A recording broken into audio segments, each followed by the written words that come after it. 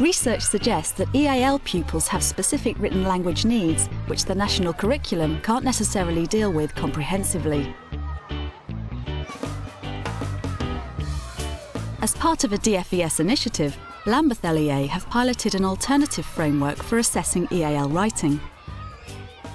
This involves embedding this EAL assessment practice throughout the whole school and across the curriculum. EAL expert Ross Ferrara has worked closely with St Anne's Primary School in Vauxhall. Ross has trained the staff in implementing this new framework into their everyday practice. One of the main aims of the EAL programme is to develop the knowledge and skills of mainstream teachers in meeting the needs of advanced EAL learners. In this film, we'll see how Ross's EAL programme is working in practice, with an in-depth look at detailed assessment, target setting and tracking in ongoing reviews of one pupil's written work. Sally McAvoy was one of the first class teachers that Ross trained. One of the main problems of assessing EAL is that the national curriculum levels do not break down the children's writing. So the actual EAL assessment form asks the teachers the questions, and the teacher goes in and looks at the children's writing. And it's those smaller targets that we have to plan for, and that's what's going to move the child on. Sally, in turn, has been training other class teachers in this assessment method, including Year 2 teacher Adrian Lecuro. Over 2/3 of the class are EAL learners, so that means that a strong scaffold has to be provided for the different language structures across the curriculum. If I put that there, does that make sense? Joseph started the school as a non-English user, so in the last 4 years he's been developing his English acquisition. My first language is Portuguese, then English, and I know Spanish a little bit. It's very important to use the data that you have in school to identify the EAL pupils who are underachieving in writing, and having identified those pupils or groups of pupils to then use this assessment framework for analysing their writing, setting targets. From that you're able to track the progress of these groups across the year and across all curriculum areas.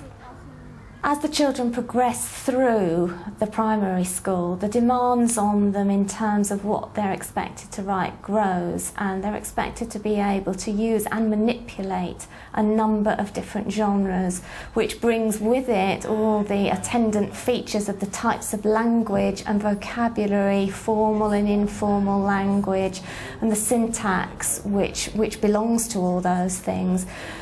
This creates difficulties for the EAL learners because they don't have the experience to be able to manipulate the language, and we have to give them explicit opportunities in order to do that. See how many different sentences we can make that explain and describe their similarities. Using the framework allows us to provide a targeted, focused approach for the pupil, which will ensure their language development and progress in writing. So let's go through some of these comments then. So let's see, let's pick it apart. So the general comments, is the overall meaning clear? Well, it is, isn't it? You know exactly. Adrian and Sally are reviewing in detail Adrian's last assessment of Joseph's writing. Today I went to the farm, saw a hen, a fat turkey. So it's actually trying to use describing words. They're still very basic at the moment. So we, perhaps need to work on those. I give the teachers some prompts to help them with the analysis of this writing, and one is a sheet with questions which give them some ideas about what they should be looking for in the writing.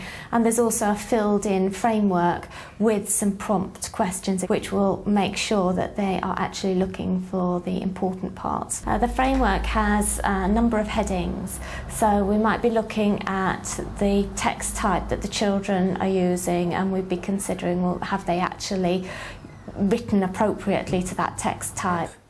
What kind of text is it? It's a recount, isn't it? Yeah. The day I went. All the structures are quite basic, but they are. You can understand what he's actually trying to say. We'd be looking at the cohesion of the piece of writing. Have they made appropriate links in the piece? Have they used the appropriate connectives? They are linked, aren't they? He's got his time connectives.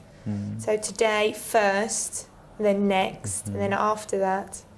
It's got after. Time connectives are all there, but I'd like to see in something like this a few more connectives, especially to link his ideas together. Verb tenses are often a major difficulty for pupils, and that's another area. Sentence grammar, is this accurate? So his use of tenses. Today I went to the farm. Yeah. I saw.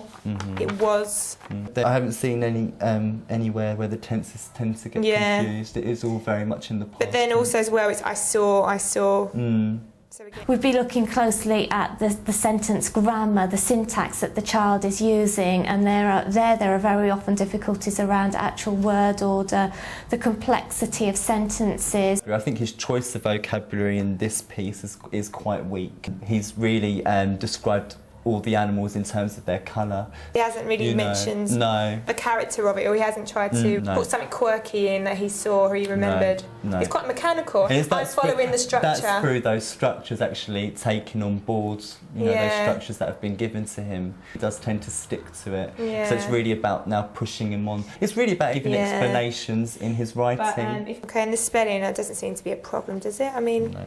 He's very good for learning his keywords. but they tend Spelling very often is not an issue. The EAL pupils often learn to spell very easily and very quickly. Punctuation, similarly, can be difficult where the children aren't sure of sentence boundaries. We'd be looking at the general organisation of the piece. So have they organised it appropriately? Have they thought about the audience? Is the register correct? Are his main ideas developed? What do you think? I don't think they really are. They read more like simple statements. Yeah. Really, I'd like to see, especially in something like this, connectives in the actual sentences. Right, You yeah. know, like because, Or but, buts, yeah, or yeah, so. the simple ones, yeah. Or even and, because he's only used it once, so he's only using very basic. So he's not using these connectives. compound sentences as well, has he? So having analysed the piece of work, I would then look at identifying the particular areas in which the child needs to work. So with this piece of writing, there would be an issue around use of connectives.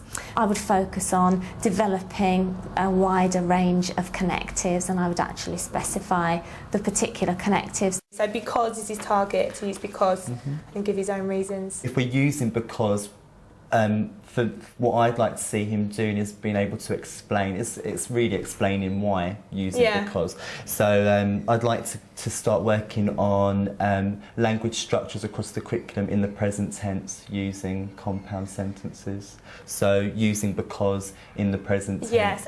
So we'll meet in about a week and then have a look at another piece that he's done and see if he's used it. A few days later, Adrian's giving Joseph an opportunity to practice his target language in a science lesson. So we're going to be thinking about materials that are Can you say the word? We're looking for materials that are Finish now. Opaque. Joseph's writing has improved across the curriculum as a result of all the opportunities he's had in speaking and listening, which has allowed him then to use those language structures to support him in his independent writing. Tell your partner your sentence. The stone is similar to the chair. I like because it was hard. Joseph, can you tell me your sentence? The sandpaper is similar to the stone because they are both dull. Right, so Joseph explains why those materials are similar. He's described them both as dull. I'm pleased with his sentence structure orally, but without the support, he will find it difficult without that additional language structure as a support and a framework.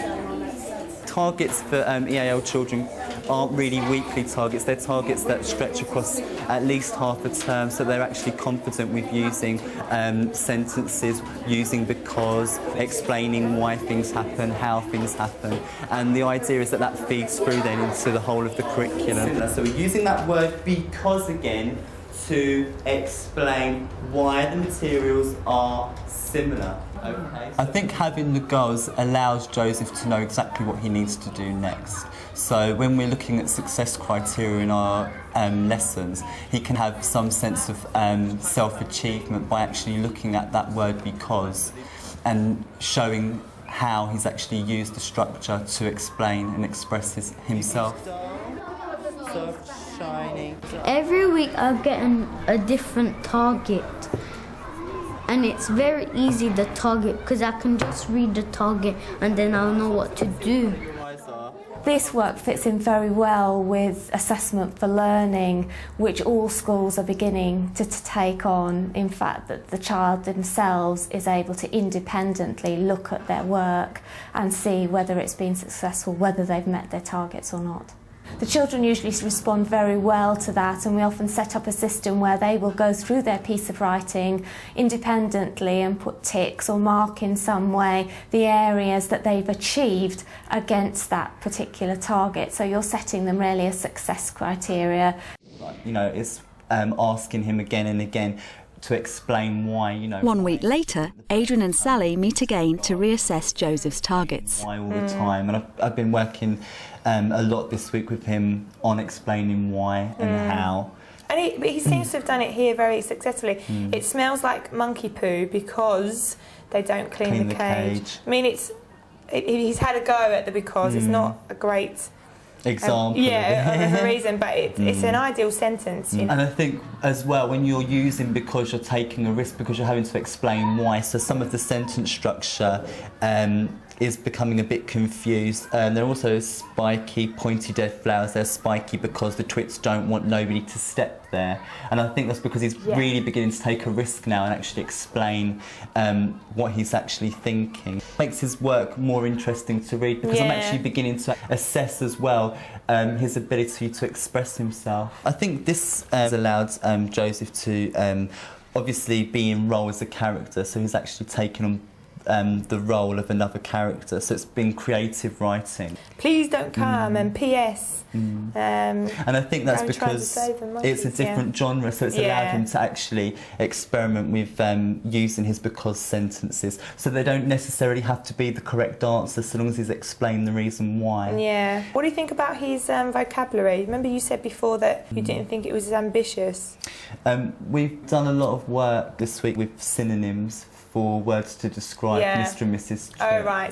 So it's really pulling all those ideas together. What do you think about the progress throughout the week? Do you think he might need a bit more time? Yeah, I think he will need more time. At the moment, when he's actually checking his own work, he's still very much reliant on my teacher's model that I've used on the board so he's not and the scaffold. And once that's removed, he still finds it quite hard. The week's quite short time. It is a short time, you know. If we think about the connectives, they went over 3 or 4 weeks as the main target, with smaller ones in between.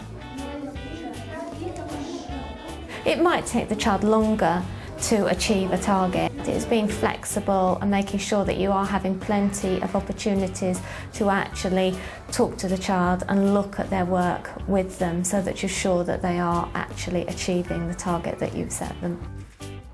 The use of the framework for assessing writing in Lambeth is beginning to show some progress in the children's attainment, and I think it's something that we will want to continue to develop and use across as many schools as possible to raise the attainment of our EAL children. For examples of the assessment resources from this programme, go to www.teachers.tv.